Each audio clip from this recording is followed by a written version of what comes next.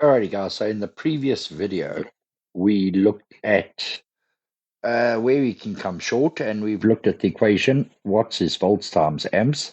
But now we've also need to know that this will give you the usage, the power of a unit or your total unit. So we've added up all our total uses, the fridge, now that's a kettle is runs on 800 watts, the fridge approximately 100, TV approximately 50. It's actually 70. I've measured it, 17, and a fan approximately 50 watts gives us a total instantaneous and simultaneous or at the same time use of 1,000 watts. Now that is going to determine what inverter we get. But we still need to work out how many batteries or what batteries we need, and how much solar we're going to need to replenish it. So this is why we look at the formula watt hours, which is volts times amp hours, or volts times amps. So volts times amps times hours. So a kilowatt hour is volts times amps times hours divided by 1,000. So that's just a unit, but we're going to look at watt hours for now. So we need to know your usage throughout the day, and that is not at one point in time like this, which determines again the inverter rating. We are now going to look at overall consumption, which again is going to determine your batteries. And also, mind you, the inverter, which we'll get into the next episode, the inverter will also have certain battery requirements. So we need to look at our watt hours, total watt hours, and the instant use, call it the instantaneous use or the use at any given point in time, to determine the batteries, because the batteries must be able to provide the inverter with that.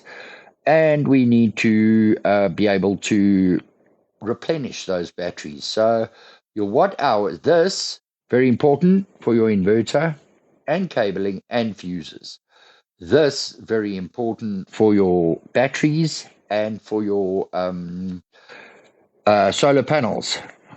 Obviously, with other limitations, because there's always limitations. So what I did was I went on to Gemini and I said, okay, in my caravan, I'm running a TV that consumes 30 watts, which is on 4 hours a day. The Defy bar fridge, I'm not sure how much it runs in a day. 50-watt fan that's on for about 10 hours. I like my fan. And a kettle that is 800 watts used twice a day, together with various LED lights and a router. Can you give me an approximate kilowatt hour usage in a 24-hour period? So without having to go and individually work everything out, this is really quite close as to what you're going to get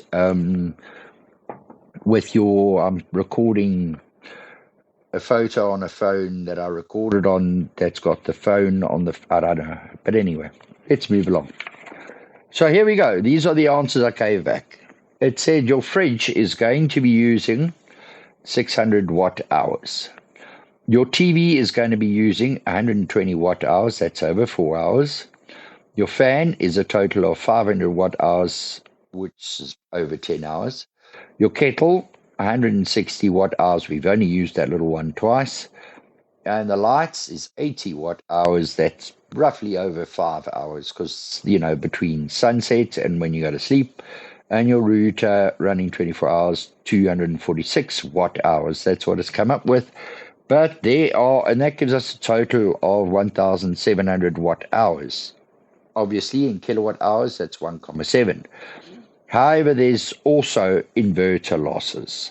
And that has given us an approximate of 360 watt hours. That is inverter tax. This is because nothing is 100% efficient. This is working on the Victron inverter, 1,200 watts, and it's going to give us that. So it is a total of 2,060 watt hours over a 24-hour period. So 2.06 kilowatt hours over a 20. That is what we're going to be using in total. Our peak watts, that is everything running at the same time, is approximately 1,000 watts. I'm putting way too many squiggles in that W, but you know what I mean. So my writing ain't so good. So there you have it. Simple way to get a breakdown of what you are actually using, and your peak. And these two figures is what determines how you're going to build your inverter setup and how successful it's going to be. And it's also going to give you a very, very good idea of your limitations. Where what now, when I said change habits, maybe you are not using the kettle. Maybe you must use your fan less. The fridge is the biggest usage here, from what I can see, followed by the fan. So maybe spend more time outdoors, use gas more. You can bring these down. Obviously, all of this depends very much on your budget, but you can only decrease that. That's what you can decrease, and that is through habits. You can't use less fridge.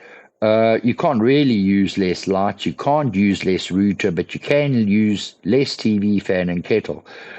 But you also need to balance your budget with a quality of life in your caravan. So, let's work a system out on what we've got here, and we'll see what we have got, and we'll see where we're going to fall short, and we'll see where we have to improve.